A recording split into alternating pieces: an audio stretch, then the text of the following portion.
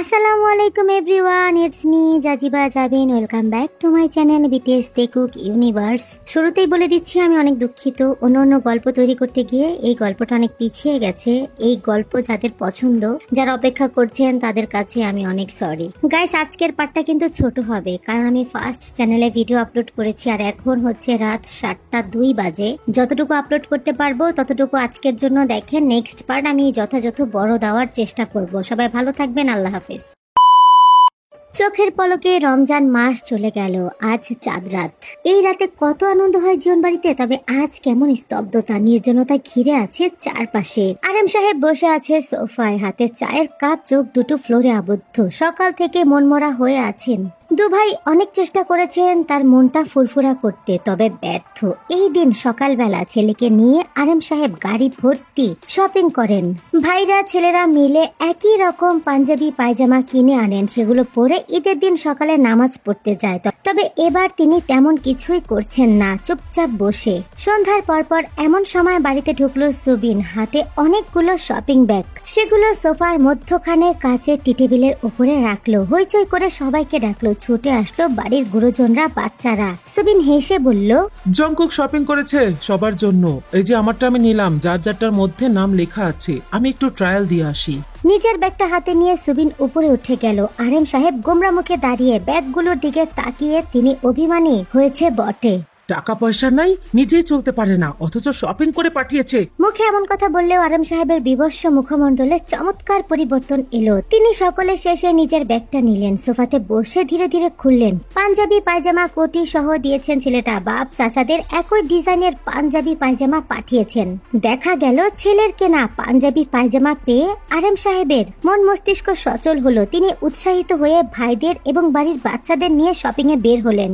বাচ্চারা তো পুরো রোজার মাস ধরে শপিং করে, তারপরও তো তার থেকে আলাদাভাবে প্রাপ্য। আবার ছেলে আর ছেলের মায়ের জন্য তো শপিং করে পাঠাতে হবে, তার অনেক কাজ বাকি। বাড়িতে ঈদের সকালটা অন্যরকম হয়। নামাজ শেষ করে আসতেই জঙ্কুকের ওপর সবাই আক্রমণ করে সালামির জন্য। তাই চাঁদ রাতেই টাকার অ্যামাউন্ট খামে ভরে তৈরি রাখতে হয়। এবার বাসা আলাদা, তবে সে জানে সকাল সকাল সবগুলো চলে আসবে। তাই শপিং করার পরই টাকা উঠিয়ে এনেছে, সাথে কিছু খাম রাতেই ফিল আপ করে রাখবে, যাতে সকাল সকাল এরা চাইলেই দিয়ে দেওয়া যায়। চাঁদ উঠেছে ভীষণ দেরি করে। চাঁদ উঠতেই মসজিদে ঈদের শুভেচ্ছা জানান দিচ্ছে। একের পর এক কল আসছে ঈদের শুভেচ্ছা জানাতে। তে একটা মেসেজ পাঠিয়েছে রাত 8টায়। দু হাতে মেহেদি পরে তার ছবি তুলে নিচে লিখেছে ঈদ মোবারক। জঙ্কুক তখন জিন বেগমের হাতে মেহেদি দিচ্ছিল। এক হাতে মায়ের মেহেদি পরা হাতের ছবি তুলে পাঠিয়ে সে লিখলো ঈদ মোবারক। ঘড়ির কাঁটায় 1:30। এই সময় দৈনন্দিন রাতের চারপাশে নিস্তবতা ঘিরে থাকে, তবে আজ ভিন্ন। এতটা রাত হয়েও আজ চারপাশে হইচই, বাচ্চাদের ছোটাছুটি, হই হুল্লোড়, প্রকৃতির সতেজ। হুটহাট আতপ বোমা আকাশে ছুড়ে মারা হচ্ছে, কালারফুল সব রঙের মেলা আসমান জুড়ে। জঙ্কুক এই ভাড়া বাড়ির ছাদে সচরাচর ওঠে না, শেষবার উঠেছিল তেকে নিয়ে। এরপর আজই চাঁদ রাতের বেলায় আসা। আজ রাতের চাঁদ অসম্ভব সুন্দর হয়ে থাকে, দেখতে আদুরে লাগে, আনন্দ লাগে। এই দিনে ছাদে দাঁড়ানো জঙ্কুকের পছন্দের কাজ। তাদের বাড়িতে হলে তার পিছু পিছু সবাই থাকতো। চেয়ার পেতে গোল করে বসে নাস্তা দিয়ে ভরিয়ে ফেলতো। খেত সেসব, আড্ডা দিত, মিউজিক ছেড়ে নিত লাউড স্পিকারে। গরম গরম কফি থেকে এখনো ধোয়া উঠছে, তেতো তেতো একটা ঘ্রাণ নাকে এসে ছুঁয়ে দিচ্ছে। কফিটা জঙ্কুক তেতোই খায়, সুগার আর মিল্ক অতি সামান্য ব্যবহার করে। তার এই তেতো কফি বাড়িতে কেউই খেতে পারে না। তেতো একবার খেয়ে বমি করতে করতে হয়রান। টের তো আবার সুইট টুথ, মিষ্টি ভীষণ পছন্দ। ভালোভাবে খেয়াল করলে বোঝা যায় তে আর সে সম্পূর্ণ বিপরীত ধাঁচের মানুষ, কোনো কিছুই তাদের কমন নেই। এর জন্যই হয়তো বলা হয় মানুষ নিজের বিপরীত চরিত্রের মানুষের প্রেমে পড়ে। ফোন বাজলো জঙ্কুকের। বাম হাতে সেলফোন বের করলো জঙ্কুক। স্ক্রিনে ইউনোর নাম্বার ভেসে উঠলো। কফির মগে চুমুক দিয়ে কলটা রিসিভ করে কানে ঠেকাতেই ওপাশ থেকে ইউনো চেঁচিয়ে ওঠে, দোস্ত। হ্যাঁ, কোথায় তুই? তোদের বাসার নিচে। তুই বাসায় তো বিয়ার নিয়ে এসেছি উইথ চিকেন। আন্টি কোথায় একটু দেখ। দরজাটি ধীরে খুলবি, আমি এক দৌড়ে তোর রুমে। আন্টি দেখলে ঝাড়ু মারবে কপালে। জঙ্কুক হেসে বলে, ছাদে আয়। তুই ছাদে দাঁড়া, আসছি। জঙ্কুক ফোনটি কেটে উকি মারে নিচে। ওই তো ইউনোর গাড়িটা দাঁড়িয়ে। গাড়িটা এভাবে রাস্তায় পার করে এসেছে, ছেলেটা শুধরাবে না। কেউ যদি ডেকে নেয় এখন। মিনিট 5 মধ্যে দৌড়ে উপরে উঠে আসলো ইউনো। হাফ প্যান্ট আর টি শার্ট পরে চলে এসেছে। দিয়েছে। জঙ্কুকের কাঁধে শক্ত করে বাহু রেখে শব্দ করে বলে, দোস্ত ঈদ মোবারক। ফোনে না বললি একবার? কোথায় লেখা? একবার বললে দ্বিতীয়বার বলা যাবে না? আচ্ছা ঈদ মোবারক। আয় জলদি আয়, চিকেন ঠান্ডা হয়ে গেলে তো মজা নেই, বিয়ার গরম হয়ে গেলে তেজ নেই। দুজন বেঞ্চে বসলো। জঙ্কুকও টাইগার প্রিন্টের হাফ প্যান্ট পরা, বাহুতে কালো শার্ট জড়িয়ে, টি শার্ট সব জিন বেগম ধুয়ে দিয়েছে, তাই আজকে শার্ট পরেই থাকতে হচ্ছে।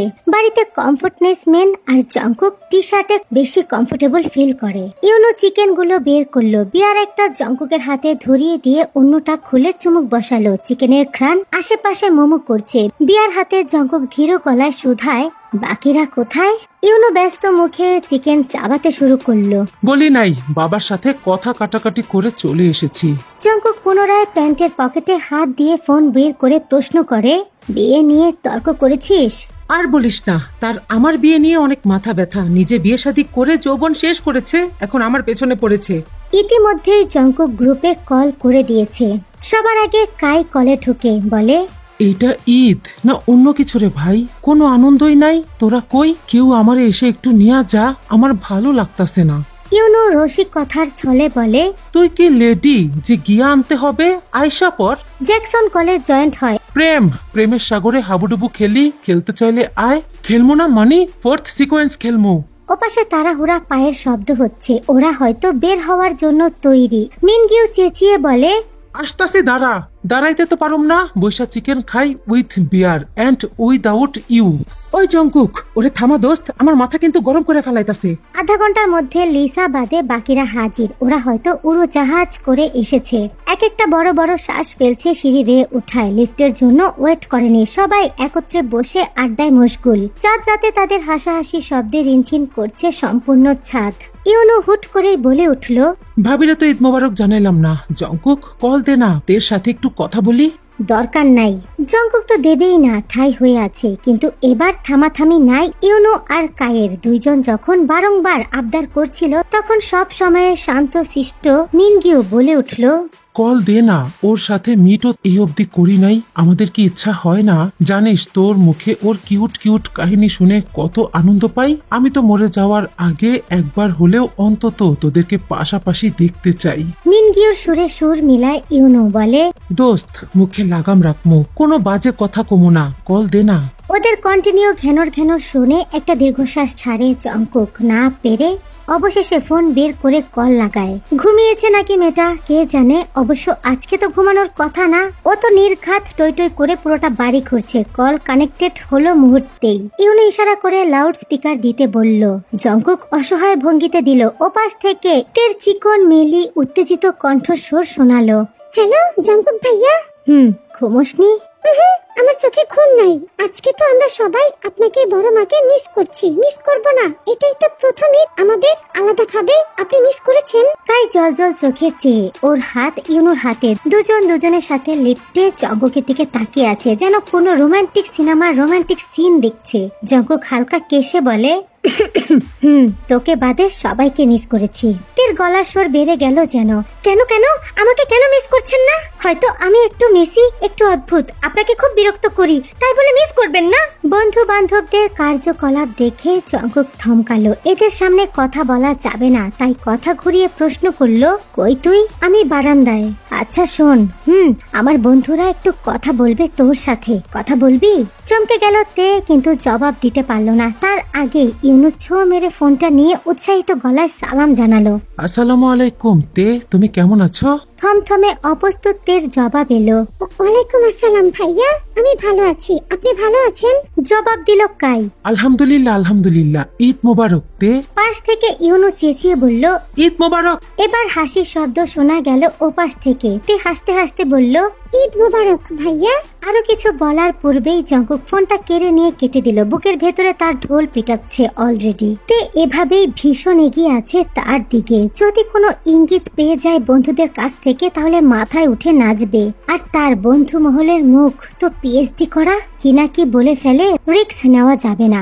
সো গাইস, এর থেকে বড় পার্ট এই মুহূর্তে বানানো সম্ভব হয়নি। নেক্সট পার্ট আমি খুব দ্রুত আপলোড করে দেবো। সবাই ভালো থেকো, আল্লাহ হাফিজ, লাভ ইউ, বাই বাই।